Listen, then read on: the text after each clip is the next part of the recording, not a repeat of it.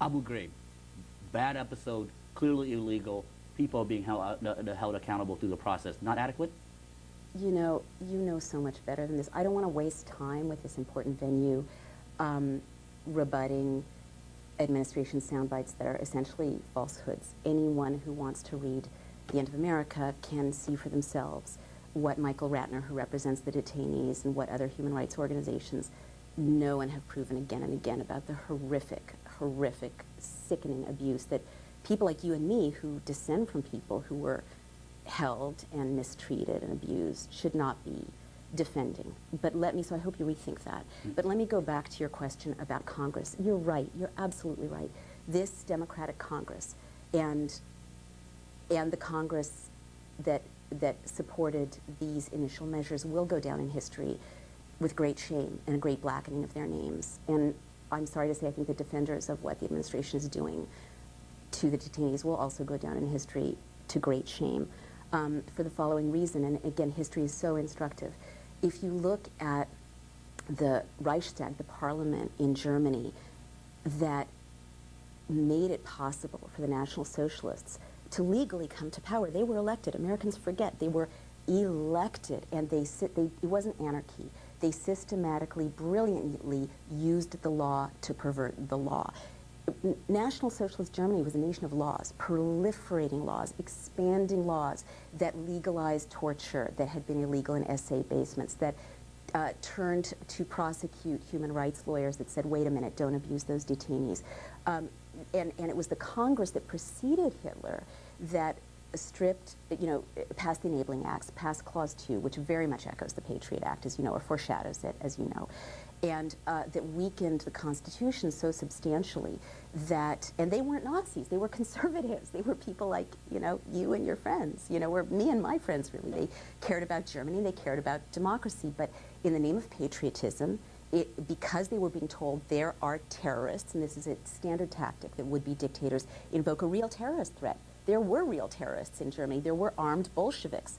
And, there was an allegation that an armed terrorist had set fire to Parliament, which is the equivalent of setting fire to, the Capitol.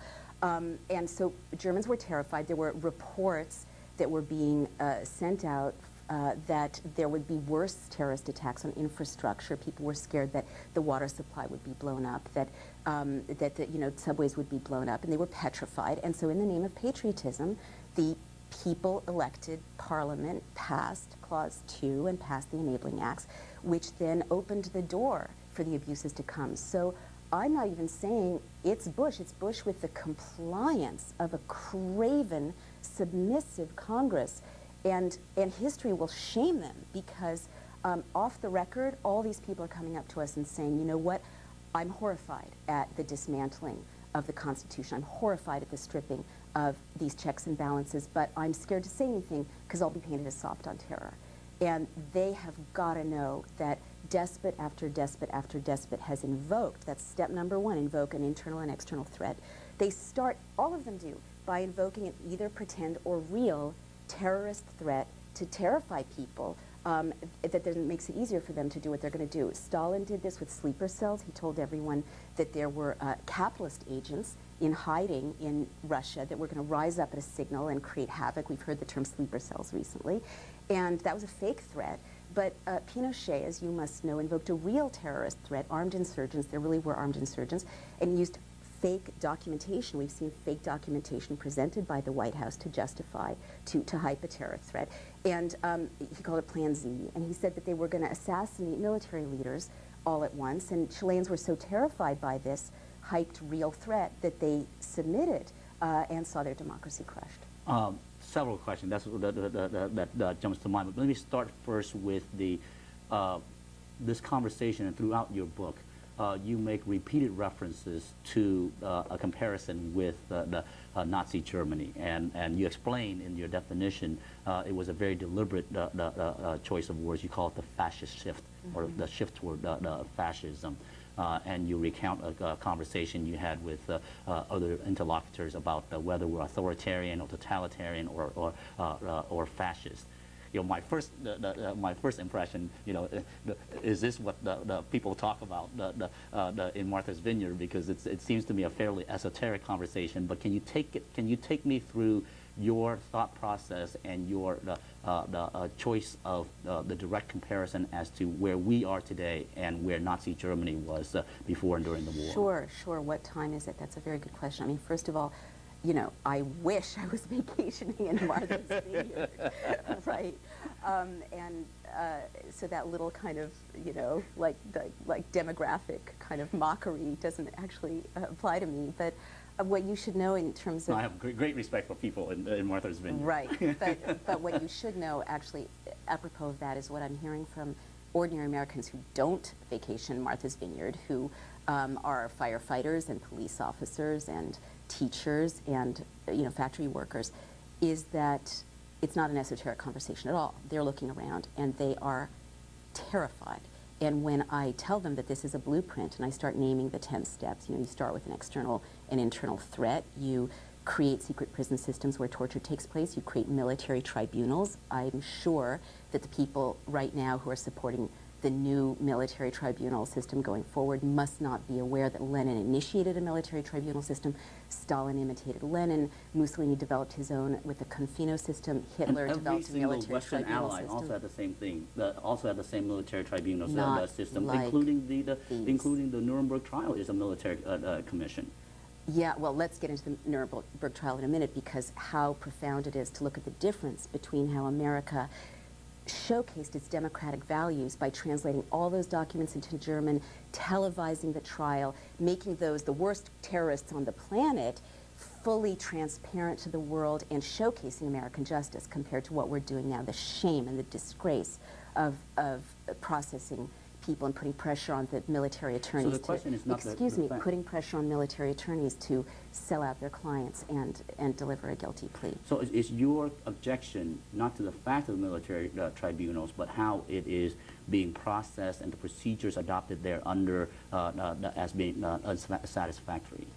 Oh, yes, of course, that these military tribunals are set up the way that military tribunals were in enclosing societies, to essentially make it virtually impossible for the prisoner to get a fair trial, a fair hearing. But that's why the Supreme Court has stepped in at various places and continues to step in within the last several years in order to impose procedures and limit the government's discretion, but at the same time recognizing the core that in a time of war, in a time of threat, the president and the Congress gets significant deference with respect to these procedures. Is the Supreme Court also complicit in this enterprise? I think the Supreme Court should really, I think what we're all in America is a state of kind of reptile brain tunnel vision that makes it very, very difficult for us to take a scene-wide view the way other modern democracies are doing. Let me give you an example. In England, Gordon Brown has said, fighting terror, terror is a crime, not a cause, and they have sustained horrific terrorist attacks for years, the same bad guys that we're fighting, and they are not using that as an excuse to crack down on civil liberties. Let's look at Spain. Spain also experienced a horrible, horrible terror attack, same bad guys, and they are trying those accused in a transparent process, using that trial to uphold and showcase democracy. You can see the transcripts on the internet. So yeah, I think all of us, the courts, Congress, and the executive, have to kind of snap out of this nightmare and look at history and uphold democratic principles. Now let me just answer your question about what, is this an esoteric conversation? So the invoking of an internal and external threat, the military tribunals and the secret prisons, paramilitary force, you love the founder's vision, or else you wouldn't be doing what you do.